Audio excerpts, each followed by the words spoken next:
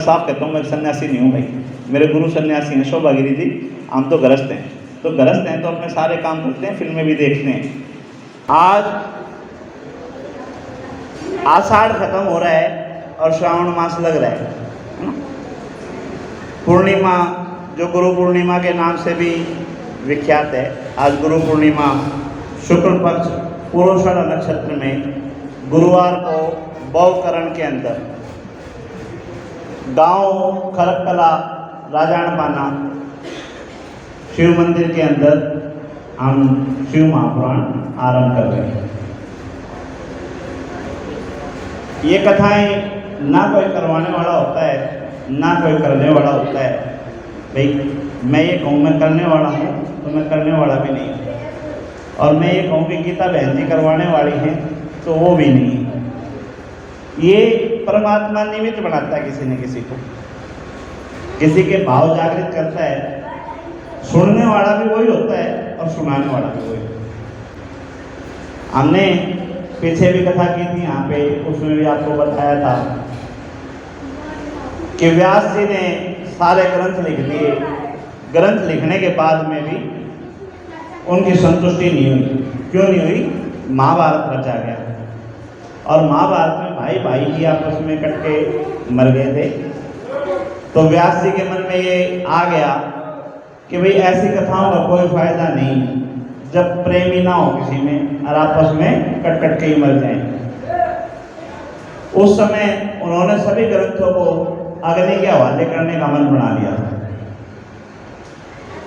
तब श्री हरि विष्णु जी ने नारद जी को प्रेरणा दी कि जाके उसको रोको,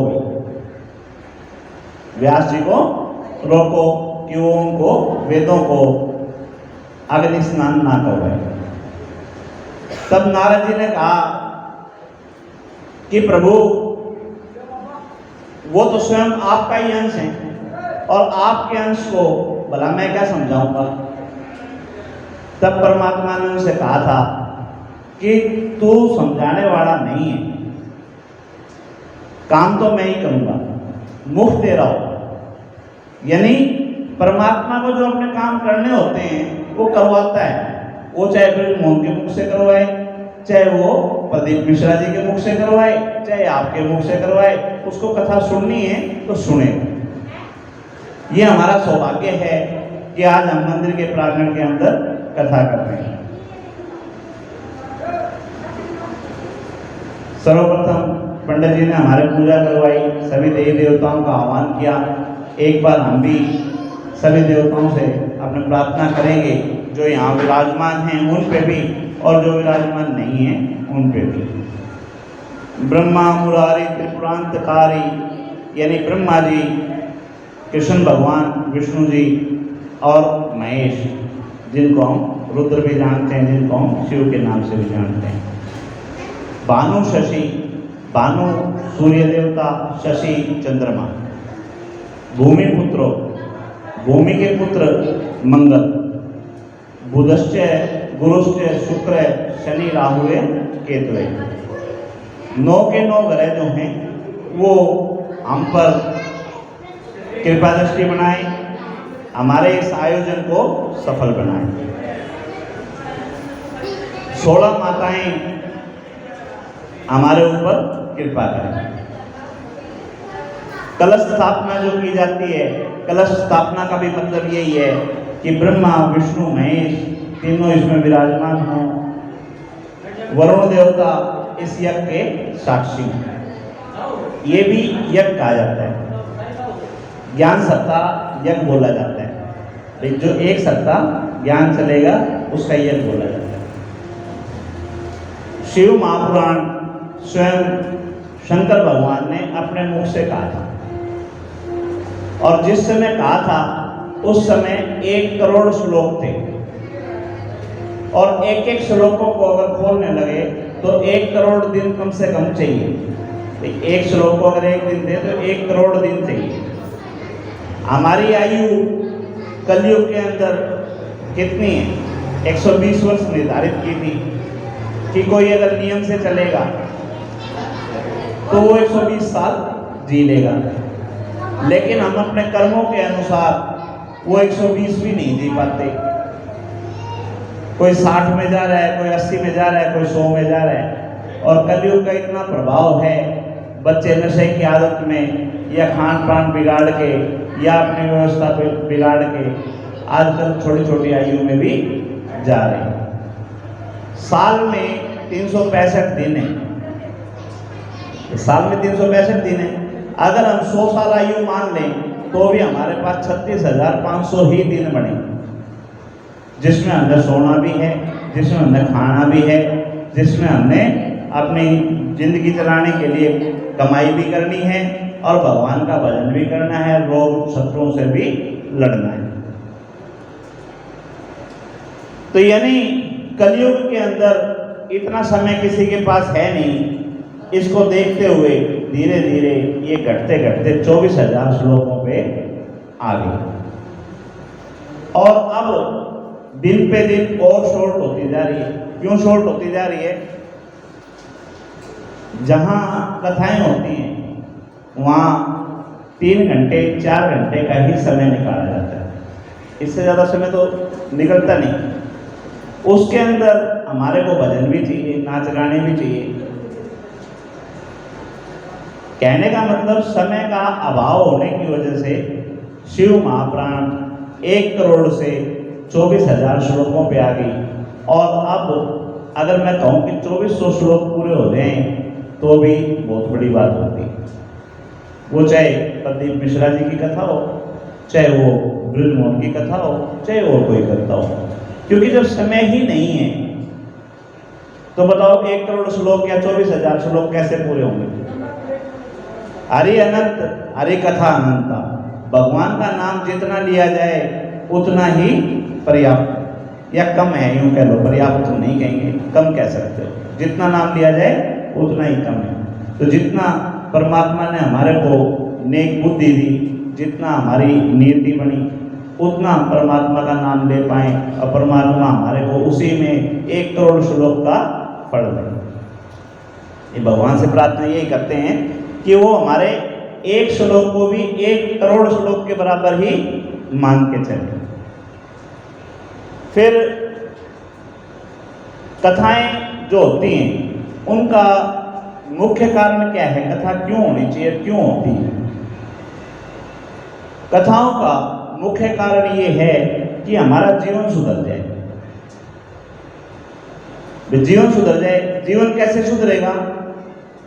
जीवन गाड़ी से सुधरेगा, मकान से सुधरेगा, बहू बेटों से सुधरेगा, है भाई? हरि के नाम से सुमरण से। हरि के नाम सुमरण से कैसे सुधरेगा? भाई कई जने तो यूँ कहेंगे कि हमारे पास भगवान की दया से खूब पैसे हैं, घर में एसी लग रहा है, गाड़ी मिल रही है, हमने तो स्वर्ग मिल रहा है, हमने तो इससे में आनंद आ रहा है। यो हरि का नाम है। तो फिर अगर आनंद वहाँ है तो हरि के नाम में या कथाओं में आनंद कहाँ से आया? हमारे भाई नरसी भजन सुनाते हैं, वो भजन के अंदर वो कहते हैं कि आनंद जो है, जो निरंतर घटता बढ़ता है, वो आनंद नहीं। हमने शराब पी ली, 5-7 घंटे के लिए उसमें मगन हो गई, नशा उतरते ही फिर गड़बड़। या पैरों में दर्द हो रहा है, सिर में दर्द हो रहा है, गोलियां खा ली। शुरू में 1 दिन के लिए आराम हो जाएगा, अगर उसके आदी हो जाओगे वो फिर 3-4 घंटा खत्म आराम हो जाएगा।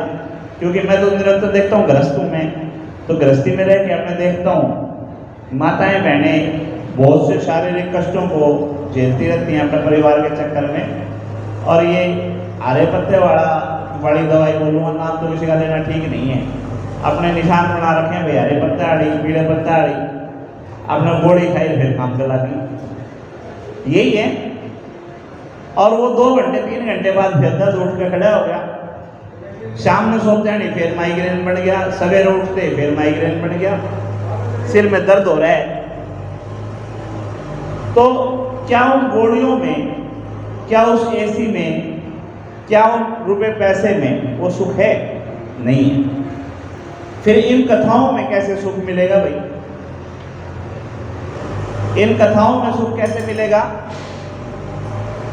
माइग्रेन जो बढ़ता है, सिर के अंदर दर्द बढ़ता है, उसका कारण क्या है? बताओगे माता मैंने कुछ? या तो आपकी दिनचर्या बिगड़ी हुई है, समय पे भोजन टाइम से नहीं करते, और या सारा दिन दिमाग के अंदर टेंशन ये चलती है, बहू नहीं हो कर दिया, छोरा बिरानी के करता होगा, घराड़ा बिरानी के करता होगा, आई न पड़ोसिया तो जमा दे दी माती, इसने यो कर दिया, छोरे की नौकरी कौन लागी, छोरी का घराड़ा को भाई पढ़ाई को नहीं हुई है पूरी, या रिश्ता नहीं हो रहा। कहने का मतलब सिर में ये सारी टेंशन रहती है। फिर कथाओं से क्या फायदा होता है? कथाओं से क्या फायदा होता है भाई? देखो, कोई ये कहता है मेरे पैर में दर्द हो रहा है बहुत जबरदस्त, और दूसरा आगे ये कहता है कि भाई मेरे साथ भी यह दिक्कत थी और इस दिक्कत में मैंने यह चीज ले ली, इससे मेरा आराम आ गया। तो ये क्या थी? ये भी तो कथा थी, ये भी तो उसने अपने जीवन का वो बताया ना उद्देश्य, कि भाई मेरे साथ ये चीज घटी तो मैंने ये चीज ले ली और इससे मेरे को आराम आ गया।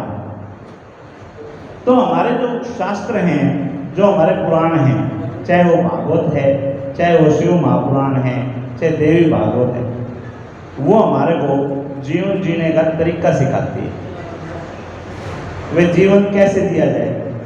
अगर वो तरीका हमने सीख लिया तो हमारी कथा सार्थक होगी, और वो सीखे बिना सारा पढ़ के निकल गए, सुन के निकल गए, जीवन में उतारा ही नहीं, तो फिर वो कथा सार्थक नहीं। रामायण है, सारे पढ़ते हैं, रामायण पढ़ने से धर्म नहीं मिलेगा आपको। यूँ कहोगे व्यासपीठ के ऊपर बैठ के क्या बोल रहे हैं भाई, रामायण पढ़ने से धर्म नहीं मिलेगा। रामायण में जो किरदार हैं, उन किरदारों को अपने जीवन में उतारोगे, जो आपको बुरा लगता है उस किरदार से बचोगे, और जो किरदार आपको अच्छा लगता है उसको अपने जीवन में उतारोगे, तो आपका कल्याण होगा। जब आप दशरथ को श्राप मिलने का प्रसंग याद करोगे तो आपको याद आएगा कि दशरथ को श्राप दे दिया। क्या श्राप दिया था? रामायण सब जानते हैं ना, क्या श्राप मिला था दशरथ को, राजा दशरथ को?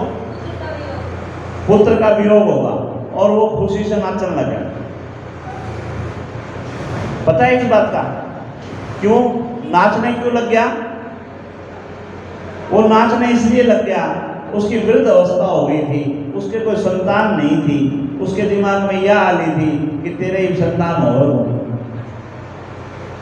3 रानियां थी।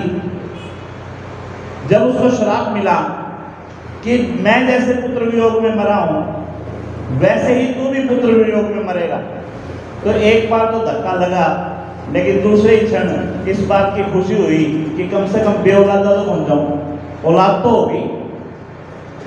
यानी खुशियां आपको कहीं से भी मिलती हैं, आप उन खुशियों की तरफ जाओ, आप उन नेगेटिव बातों की तरफ मत जाओ जो आपको दुख देती है। जो दुख देने वाली बातें हैं उनको छोड़ दो, सुख देने वाली बातें हैं उनकी तरफ जाओ।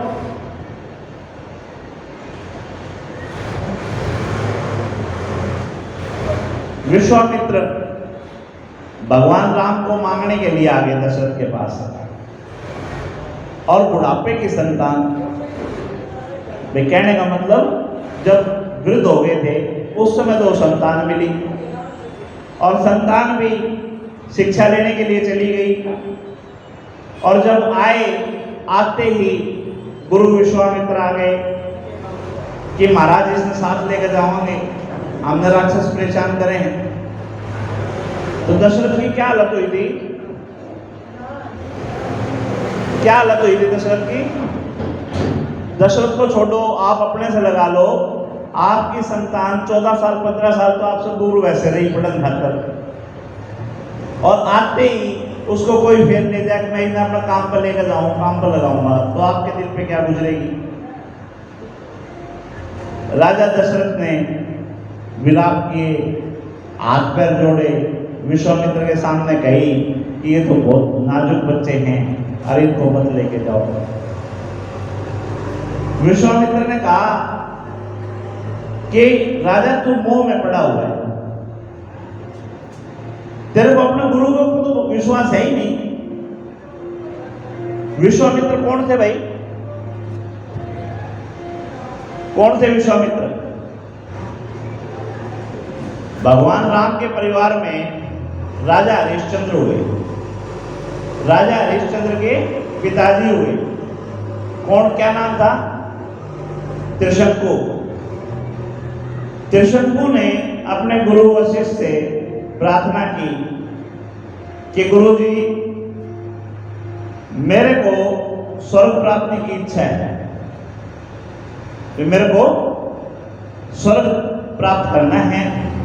गुरु जी ने कहा कोई दिक्कत नहीं, हम पूजा पाठ करवाएंगे और जीवन में तेरे को स्वर्ग जैसा आनंद मिलेगा, और जब तू ये शरीर छोड़ेगा तो तू परमात्मा के घर स्वर्ग में चला जाएगा। अब त्रिशंकु ने कहा कि महाराज मैं यहां सारे राज भोग चुका, जितने भी सुख वैभव जितने भी हैं वो सारे भोग चुका। अब मेरे को इस मृत्यु लोक में किसी प्रकार का कोई सुख नहीं चाहिए। अब मैं स्वर्ग का सुख देखना चाहता हूं, और मरने के बाद पता नहीं क्या मिलेगा क्या नहीं मिलेगा। किसने देखा भाई? शरीर छोड़ने के बाद किसने देखा कहां जाएंगे कहां नहीं जाएंगे? तो अगर आप मेरे से प्रसन्न हो और मेरी इच्छा पूरी करना चाहते हो तो मेरे को शरीर के साथ स्वर्ग भेजो। गुरु वशिष्ठ ने कहा कि भाई तू तो चंडाल का काम करता है। चंडाल होता है ना जो, देखो अपने घर में भी कोई कड़ियारी आ जा, कया नहीं मानने किसी का भी, और घर में अगर व्यवस्था बिगाड़ दे तो हम क्या कहते हैं? बड़ी चंडाली, यही कहते हैं ना। तो गुरु वशिष्ठ ने भी कहा कि भाई तू तो बड़ा चंडाल है, मैं तेरे से कह रहा हूं कि तेरे को जीवन में सारा सुख मिलेगा, और जब तू जाएगा इस संसार से तो तेरी आत्मा जो है वो स्वर्ग में जाएगी, और तू गुरु की बात पे विश्वास नहीं कर रहा तो तू चंडाल हो गया। गुरु के श्राप से राजा हरिश्चंद्र के पिताजी चंडाल रूप में हो गए, कुरूप हो गए। पैरों में जैसे अपने दरारें पड़ जाती हैं, काला शरीर हो जाता है, बाल वैसे हो गए खराब, तो सारा उसका स्वरूप जो था वो चंडालों जैसा हो गया। अब ये कथा देखो आपको कितना अच्छा सिखा रही है। क्या सिखा रही है? पहली बात ये सिखा रही है कि गुरु पे, माता पिता पे विश्वास करो। भाई उन्होंने कोई बात कह दी तो कुछ सोच समझ के अपने अनुभव से कही होगी। अगर हम उसका अनुभव उसको मानते नहीं हैं तो वाकई चंडाल वाला काम करते हैं। और जहां गुरु का, माता पिता का श्राप लग जाता है वहां फिर परमात्मा भी पीछे हट जाते हैं, वो भी आके नहीं आते। फिर वो भी यूं कहते हैं भाई तू जाना तेरे कर्म जाना, मैं तेरे कर्मा के बीच में नहीं आऊंगा। जब तू अपने माता पिता को और अपने गुरु को ही प्रसन्न नहीं रख सकता तो मेरे पास क्या लेने के लिए आए? यानी ये कथा हमारे को सिखाती है कि अगर हमारे को परमात्मा से कोई उम्मीद है तो सबसे पहले हमने अपने गुरु और माता पिता को सम्मान देना होगा, उनके अनुभवों को सुनना होगा। अगर जीवन में उतारते हैं तो उस जैसा बात ही नहीं है, लेकिन नहीं भी उतारें तो कम से कम उनकी बात को काटना नहीं बनता, उनका हृदय दुखाना नहीं बनता। वो अपने अनुभव से बोल रहे हैं, कोई भी चीजें बिना अनुभव के नहीं बोलते। अब राजा मंदाता, राजा त्रिशंकु, उनको इस बात का कोई पछतावा नहीं था कि उनका चेहरा या उनका शरीर कुरूप हो गया। क्यों? क्योंकि भगवान के भगत थे, उनको पता था कि ये शरीर तो सबका छूटना है।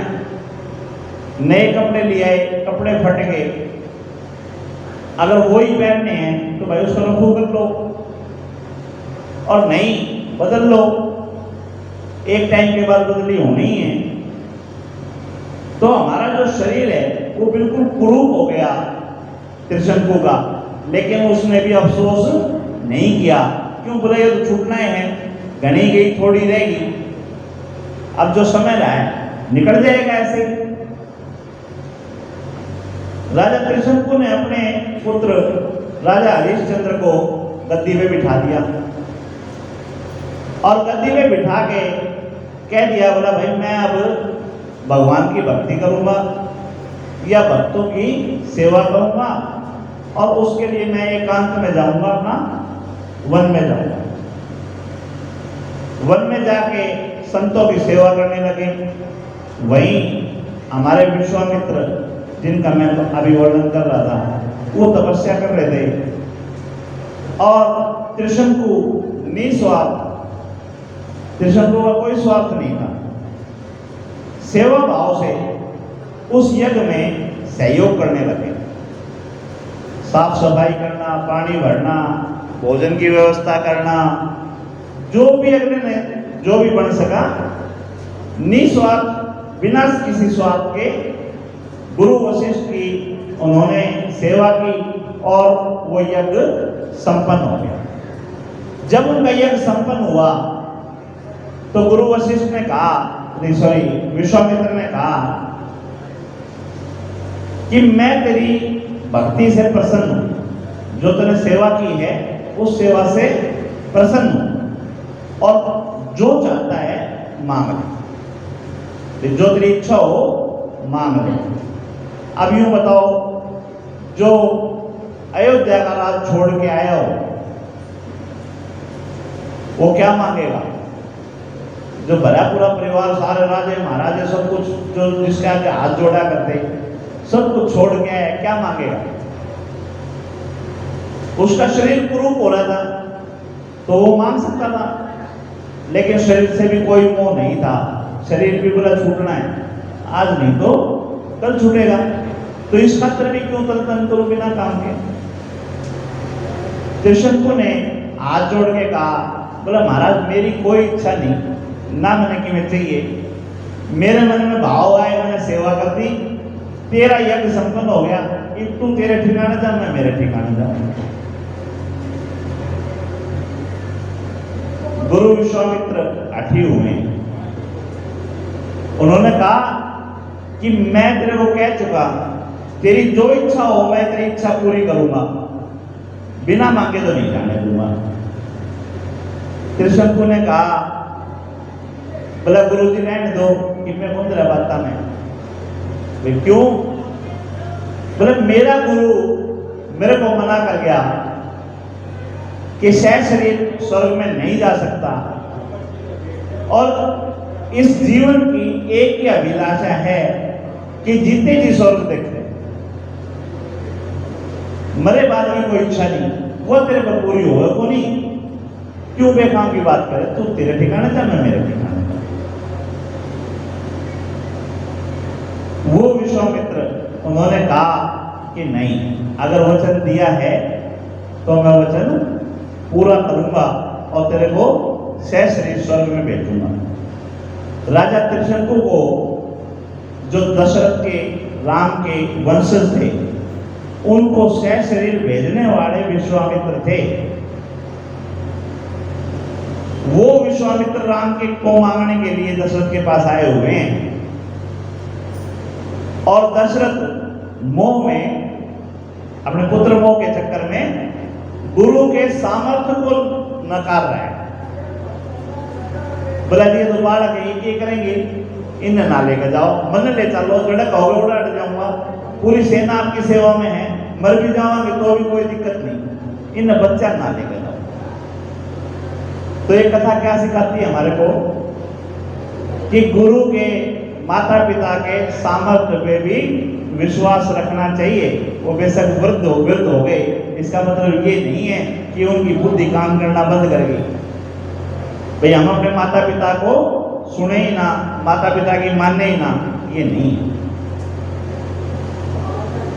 इन्हीं विश्वामित्र ने राजा हरिश्चंद्र की परीक्षा ली थी। सुनी है आपने? हरिश्चंद्र का नाम तो अमर है। क्या कथा थी राजा हरिश्चंद्र की? सत्यवादी थे। चलो इसके बारे में भी थोड़ा बताता हूं आपको। देखो ये सारी हरि की कथाएं, भगवान की कथाएं हैं, सब एक ही हैं। शिव महापुराण भी एक ही है, भागवत भी एक ही है, देवी भागवत भी एक ही है। जो भी कथा आप सुनते हो, किसी भी कथा को अपने जीवन में उतार लोगे, आपका कल्याण हो जाएगा। और सुन के चुपचाप निकल गए, उससे कल्याण नहीं होना। राजा हरिश्चंद्र त्रिशंकु के पुत्र। धर्म सभा हुई, सभी देवी देवता, सभी सप्तऋषि सभा के अंदर उपस्थित हुए। धर्म चर्चा में सत्य का व्याख्यान हुआ कि सत्य जो है बहुत बड़ी बात है, और जो सत्य बोलता है वो परमात्मा का सबसे प्यारा है, सबसे नजदीक है, हमें सत्य बोलना चाहिए। अब बात तो बड़ी छोटी सी है। युधिष्ठिर को भी कहा था द्रोणाचार्य ने कि बोला बेटा शब्द याद करो, सदा सत्य बोलो। 100 कौरव थे, 5 पांडव थे, छठा 106 वो अश्वत्थामा जी थे। 106 में थे, 105 ने तो हाथ खड़ा करा और सुना दिया, बोला गुरु जी कल आपने वो सिखाया था सदा सत्य बोलो। युधिष्ठिर 1 महीना डंडे खाता रहा। 1 महीने बाद जाकर उसने कह दिया कि गुरु जी आज मेरे याद हो गया, सदा सत्य बोलो। गुरु की भी आंख भरी आई। अरे बोला बेटा इतनी छोटी सी बात ने 1 महीना लगा दिया सीखने, इन सारे नागरे दिन सिखा दी थी, तू 1 महीने तक ये याद नहीं कर सका सदा सत्य बोलो। तब युधिष्ठिर ने कहा कि गुरुजी घर से यहाँ तक आता था, रास्ते में कहीं ना कहीं झूठ बोल देता था, तो मेरे दिमाग में ये आती थी कि गुरुजी ने कहा था कि सदा सत्य बोलो, और बोला मैं झूठ बोलने लग रहा हूँ, तो मेरी ये हिम्मत नहीं हुई कभी भी आके कहने की कि ये मेरे याद हो गया। यानी कथाओं को मनन करना भी जरूरी है और अपने जीवन में उतारना भी जरूरी है।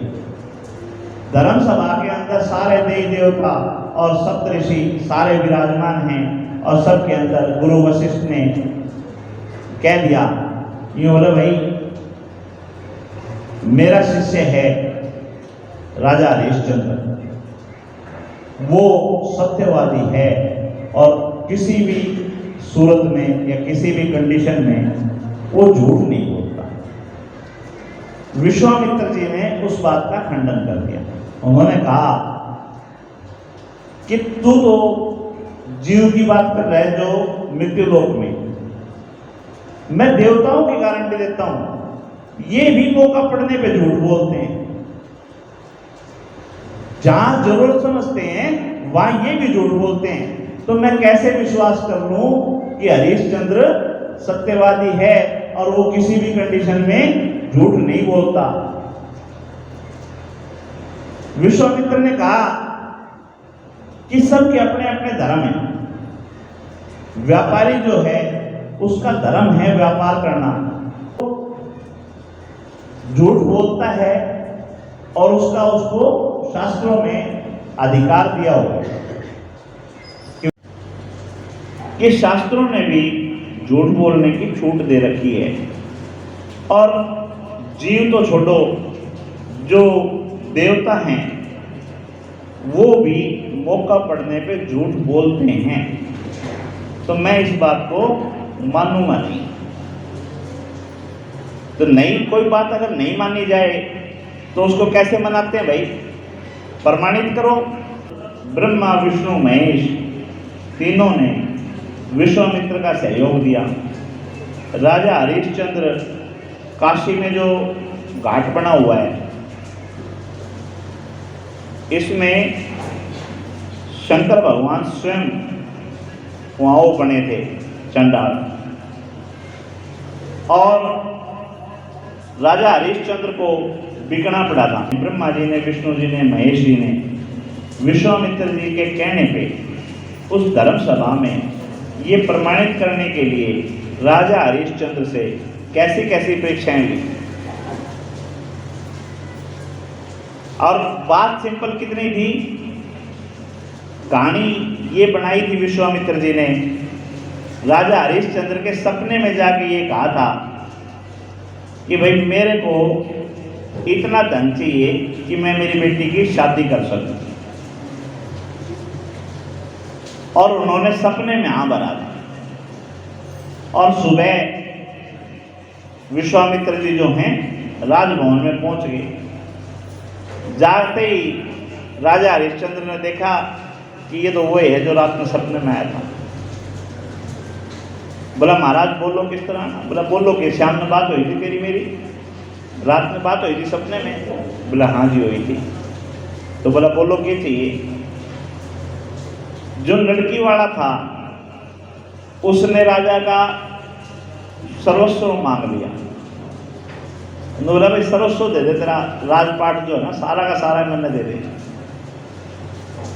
राजा हरिश्चंद्र ने सहर्ष उसको दे दिया।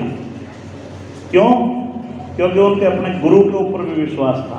बोला ये वे ही हैं जिन्हें मेरे पिता को सशरीर स्वर्ग में भेजा था, और आज अगर ये मेरे दरवाजे में कुछ मांगने आए हैं तो बता मैं किस तरह मना कर दूं। अपने गुरु के ऊपर भी उनको सामर्थ्य पे विश्वास था, और उस विश्वास के चलते ही उन्होंने अपना सर्वस्व दे दिया। विश्वामित्र ने कहा कि राजा सिंपल थोड़ी सी झूठ बोलनी तने, नो कहने कि भाई रात में सपने में मेरे कोई को नहीं आया, सिर्फ इतनी झूठ बोलनी है, तेरा राजपाट तो ऊपर तेरा दौलत। राजा हरिश्चंद्र ने कहा कि गुरुजी चाहे मेरा सब कुछ चला जा, लेकिन झूठ तो मैं नहीं बोल दूंगा। बोला सोच ले। बोला जी सोच लिया। तो बोला सोच लिया तो एक जिमाने के बाद में दक्षिणा भी देनी पड़ेगी तने। भाई मेरा काम तो कर दिया तने, लेकिन दक्षिणा भी देनी पड़ेगी। बोला गुरुजी या दक्षिणा लो। माला निकाल के देने लगे। बोले ये तो सारी इसकी होली, लड़की वाले को दे दिया तने सब कुछ। बोला फिर? बोला मेरे को भी दे। जो भी उस समय दक्षिणा मांगी उन्होंने, कोई 100 रुपये मांगी, 1000 रुपये मांगी, लाख रुपये मांगी। राजा हरिश्चंद्र ने कहा कि गुरुजी ये तो फिर मैं सब कुछ दे चुका, इसके लिए तो मेरे को समय चाहिए, आप थोड़ा समय दो तो मैं आपको ये कमा के दे दूंगा। बोला भाई दे दिया, समय दे दिया। अब यूँ बताओ जिसकी परीक्षा भगवान ब्रह्मा जी, विष्णु जी, महेश, विश्वामित्र स्वयं ले रहे हो, उसमें पास होने देंगे? है जी? किसी के पीछे को पड़ जा, अगर भाई तन्ने नकल नहीं करनी तो देखो वहाँ क्यों फर्स्ट आओगा, तो उसकी तो परीक्षा ढंग से ली जाएगी, अलग से भी बिठाया जाएगा, उसके बार बार झाड़े भी लिए जाएंगे, कभी पर्ची तो जेब में नहीं ले रहा है जी? और लिखेगा जब भी उसकी 2 बार 4 बार चेक करी जाएगी कि मैं दाब तो नहीं रहे इसमें। राजा हरिश्चंद्र की भी खूब परीक्षा हुई। अपनी पत्नी भी बेचनी पड़ेगी, खुद भी बिकना पड़ गया, बेटा रोहित जो है उसको भी सांप ने डस लिया, लेकिन वो अपने धर्म से नहीं डिगे। और अंत में तीनों देव प्रकट हुए, जिसके यहाँ राजा हरिश्चंद्र बिके थे वो स्वयं महेश थे। शंकर भगवान स्वयं चंडाल का रूप लेके आए थे। और ऐसे ही ब्रह्मा जी भी, जिसके यहाँ वो उनकी पत्नी और वो रहती थी, उनके घर बने ब्रह्मा ब्रह्माणी, तीनों प्रकट हुए, तीनों ने अपना स्वरूप दिखाया, तीनों ने उसकी जय जयकार की कि भाई तो अपने धर्म से नहीं दिया। और अंत में राजा हरिश्चंद्र से कहा कि भाई आप जो मनोकामना पूर्ण करना चाहो, जो मनोकामना हो आपकी, वो हम पूर्ण करेंगे। राजा हरिश्चंद्र पूरी अयोध्या के साथ स्वर्ग में गए थे। वही विश्वामित्र दशरथ के घर राम जी को मांगने गए थे।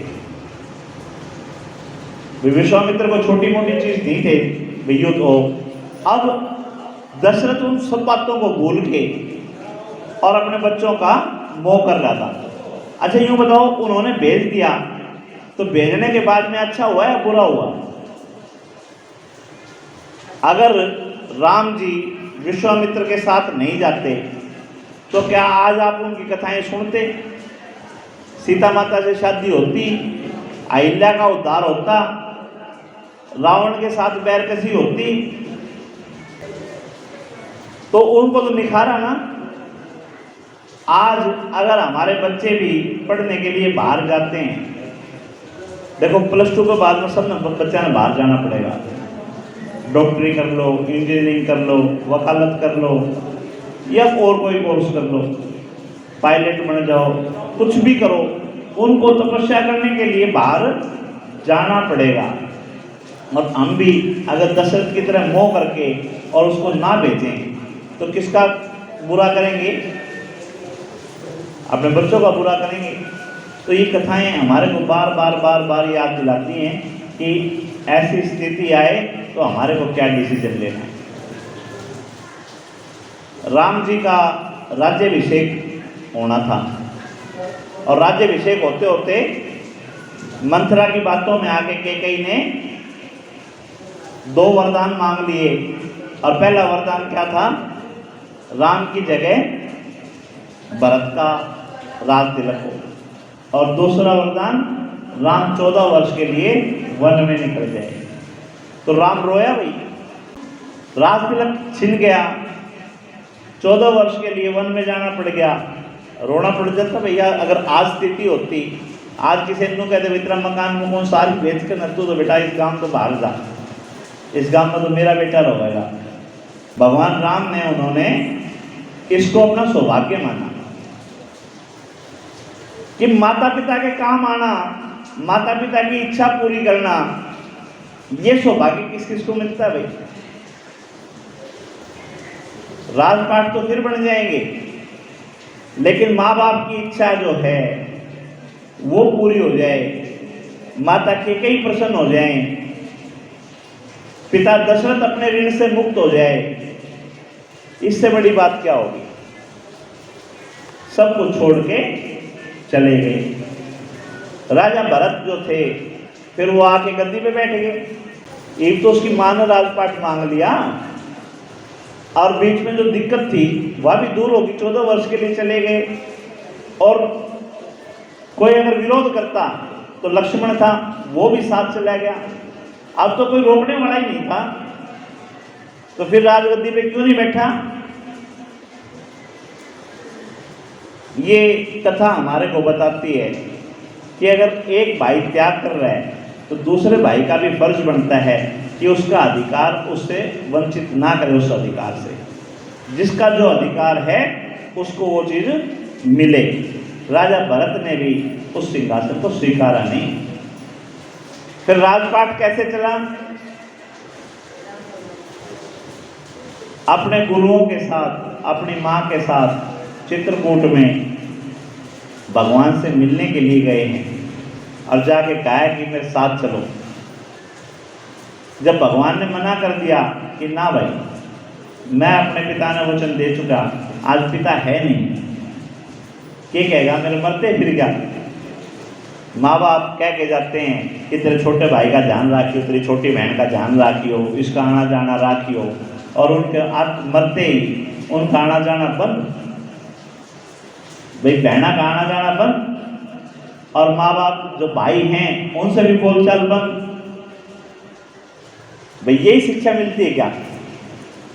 भगवान राम ने कहा कि ना भाई, वचन मैंने मेरे पिता को दिया था और पिता इस संसार से जा चुके, तो इस वचन से मेरे को मुक्त करने वाला कौन है? बोले माँ है। माँ से नहीं, वचन तो बाप ने दिया था भाई, ऋण मैंने बाप का उतारा था और बाप है ही नहीं, तो मैं तो 14 वर्ष वन में ही रहूंगा। तो इधर भरत ने भी प्रतिज्ञा ले ली कि बोला फिर गद्दी के ऊपर आपकी जूती बैठेगी, आपकी खड़ाव दे दो उन्हीं को मैं सिर पे लेके माथे पे लगा के और उन्हीं को गद्दी पे बिठाऊंगा और गद्दी के ऊपर 14 वर्ष अयोध्या का राज भगवान राम की खड़ाओं ने किया। यहां तक भी भरत का वो नहीं था। भरत ने फिर और क्या किया था? भरत ने कहा कि मेरे भाई जो हैं वो इस पृथ्वी माता के ऊपर सोते हैं, तो मैं उनके बराबर में कैसे सो सकता हूँ। वो खड्डा खोद के उसके अंदर रहे, उसके अंदर उन्होंने एक सारी की सारी चीजें सिखाती हैं। शबरी का वर्णन आता है। शबरी की कथा से क्या सीखने को मिला है? क्या सीखने को मिला बेटा शबरी की कथा से? हैं? रोज जगाओ मेरे राम आएंगे, मेरे राम आएंगे। क्या क्या लाइनें थी? एक बार गुनगुनाइयो।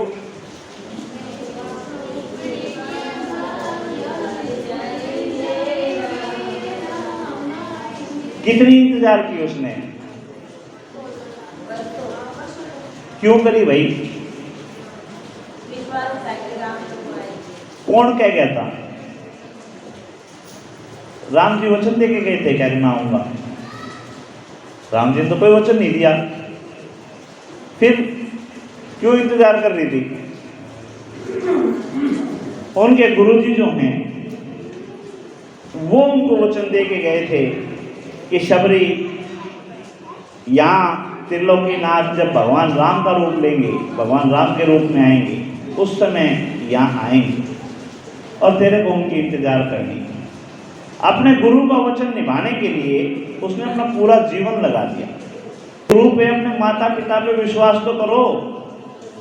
शबरी भी कह रही थी चल झूठा हैं, इतने इतने दिन होया करें, साल हो, 2 साल हो, 10 साल हो, 50 साल हो, 100 साल हो, जीवन ही बीत गया, पूरा जीवन बीत गया, लेकिन अपने गुरु के वचन पे उनको विश्वास था। शबरी माता का मंदिर बना हुआ है और शबरी माता पिछले जन्म में कौन थी? बिल्ली। बिल्ली तो इस जन्म में थी बेचारी, बिल्ली तो वो इस जन्म में थी। बिल्ली बोलते थे अपने जो ये फल वगैरह जो उठाते हैं ना, चुगते हैं, उनको बोलते थे। तो बिल्ली तो इस जन्म में थी, पिछले जन्म में क्या थी? माँ लक्ष्मी का अवतार माता शबरी।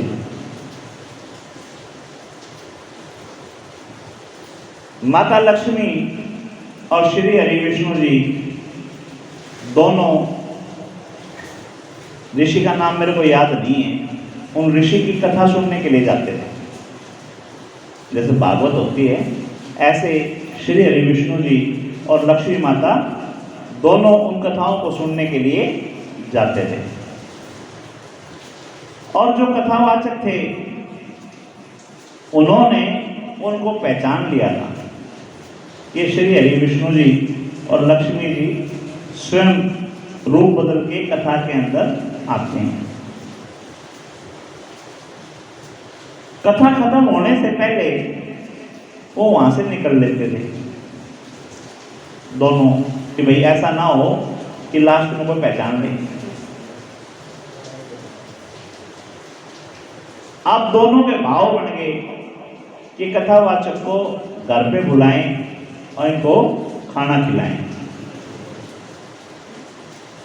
जो कथा करने वाले थे उनको बुला के घर पे खाना खिलाएं। दोनों उनको निमंत्रण देने के लिए आ गए कि महाराज आज आपने खाना हमारे घर खाना है। उन्होंने उनके साक्षात जो नाम थे उन नाम लेके उन्होंने उच्चारण किया कि माँ लक्ष्मी और श्री हरि विष्णु जी स्वयं मेरे को बुलाने आए हैं, तो जरूर आऊँगा, मैं क्यों नहीं आऊँगा।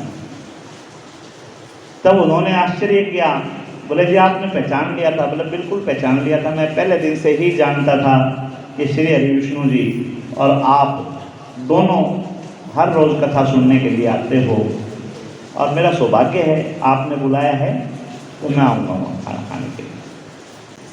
और उनके यहाँ नियम था कि वो गृहस्थों का भोजन नहीं देते थे। कई बाबा जी हैं आज भी, आप देखना वो गृहस्थों के यहाँ से भोजन नहीं लेते। कौन सा पंथ है मेरे को याद नहीं है, वो उसी पंथ से थे और उन्होंने कहा कि हम जो गृहस्थ हैं उसके घर का भोजन लेते नहीं, तो मेरे साथ जो आए हुए हैं इनको आप भोजन करवा दो। माँ लक्ष्मी इस बात पे रुष्ट हो गई और माँ लक्ष्मी ने उनको श्राप दे दिया। ये बोले मेरा अनादर कर दिया तूने, मैं भोजन करवा रही थी और तूने मेरा अनादर किया है, तो मैं तेरे को श्राप देती हूँ, तेरे को रोटी के ऊपर रोटी रखने के लिए नहीं मिलेगी। एक जैसे दो रोटियां लेके आते हैं ना, रोटी के ऊपर रोटी रखते हैं या रोटी से रोटी को लगाते हैं, घी लगाते हैं, तो बोला तेरे को रोटी के ऊपर रोटी रखने को नहीं मिलेगी। बाबा जी ने हाथ जोड़ा, मुस्कुराए, नो बोले हम तो सन्यासी आदमी हैं, सन्यासी आना भोजन से ज़्यादा प्रेम भी नहीं होता। सन्यासी जो है उनको भोजन से ज़्यादा लेना देना नहीं होता। ये तो जो गृहस्थ है ना, हमारे को अच्छे लगते हैं कि सवेरे रोटी खाए, दोपहर में फिर किसी ने बोल दिया फिर बैठ गए, शाम में कितने और बढ़िया मिल गया फिर बैठ गए, रात में फिर और बढ़िया मिल गया तो फिर बैठ गए। ये गृहस्थी हैं जो इस तरह काम करते। सन्यासी इस तरह काम नहीं करते। सन्यासी परमात्मा को प्राप्त करने के लिए आए हैं, वो परमात्मा की भक्ति करते हैं, उनको भोजन से कोई लगाव नहीं होता। न भृगु तो नहीं थे, और एक कोई थे जी, वो अलग थे, वो भृगु वाली कथा अलग थी, ये कथा अलग है। तो उन्होंने उनको कह दिया, मतलब कोई दिक्कत नहीं है, मैं तो सन्यासी आदमी हूँ। भृगु जी तो गृहस्थ थे जी, भृगु जी के तो शुक्राचार्य जी हुए हैं। तो उन्होंने कहा कि मैं तो सन्यासी हूँ, मेरे को भोजन से ज़्यादा कोई लेना देना नहीं है, और अच्छा है आपने मेरे को ये शराब दे दिया, मेरे लिए तो ये भी वरदान है, कम से कम अल्प खाऊंगा, थोड़ा खाऊंगा, और घनी भूख होगी तो एक की रोटी ने इसी बना लूँगा 4 भर की, जरूरी को नहीं मैंने 4 खानी, रोटी को ऊपर रोटी घनी जरूरती को नहीं, एक की रोटी 4 भर की बना लूँगा। मैं तने ये तो दे दिया कम से कम की रोटी खाने मिलेगी, तेरा धन्यवाद। लेकिन बिना किसी कारण के मेरे को श्राप दिया है, तो इसका मतलब तूने अपनी बुद्धि विवेक इस्तेमाल नहीं की, तो तेरे को भी ऐसी जगह जाना होगा जहां बिना बुद्धि विवेक के होंगे, जिनकी बुद्धि विवेक काम नहीं करती, वहां तेरे को जाना होगा। और अनपढ़ व्याभिचारी अत्याचारियों के बीच में तेरे को रहना होगा। तो तन्ने मेरे को श्राप दिया है बिना कारण, तो तू तो कारण से है, तो तेरे को तो श्राप मिलेगा ही मिलेगा। तब माँ लक्ष्मी ने उनसे हाथ जोड़ के प्रार्थना की कि भाई उतावलेपन में, ज़्यादा उसमें या आवेश में मैं आपको श्राप दे बैठी, और आप पढ़ा तो ठीक है, लेकिन मेरे श्राप का आप निवारण बताओ। तो संत जो हैं वो पिघल भी जाते हैं जल्दी।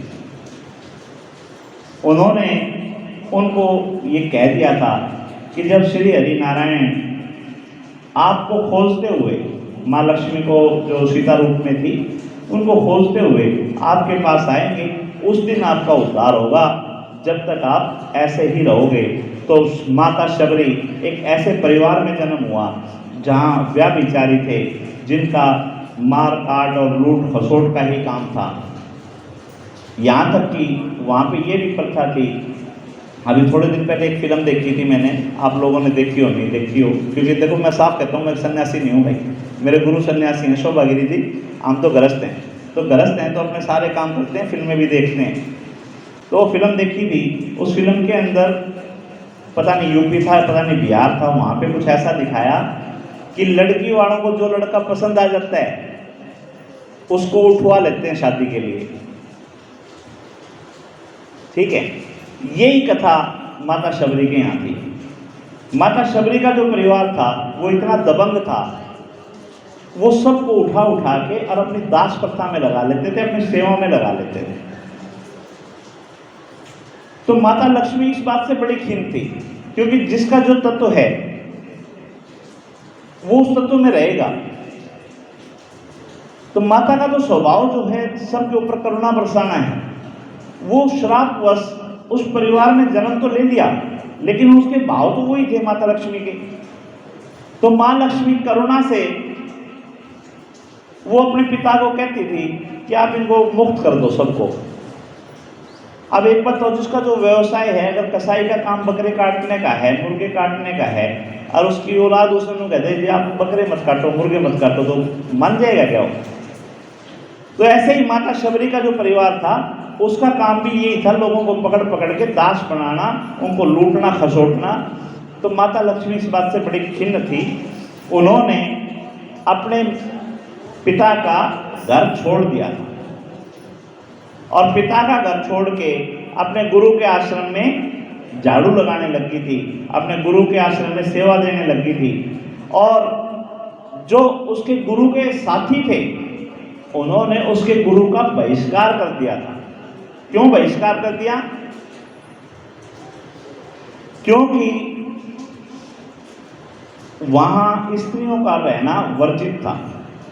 स्त्रियों को वो माया मानते थे, ये मानते थे कि भाई इससे हमारा धर्म जो है वो भ्रष्ट हो जाएगा, हमारी पूजा जो है वो खंडित हो जाएगी, हम स्त्रियों के मोह में पड़ जाएंगे, परिवार बस जाएंगे।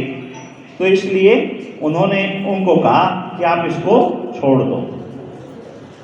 और वो पहचान चुके थे कि ये स्वयं माँ लक्ष्मी हैं और श्रापवश आई हुई है, तो उन्होंने कह दिया था कि ये इसी आश्रम में रहेगी, कोई यहाँ आए या ना आए।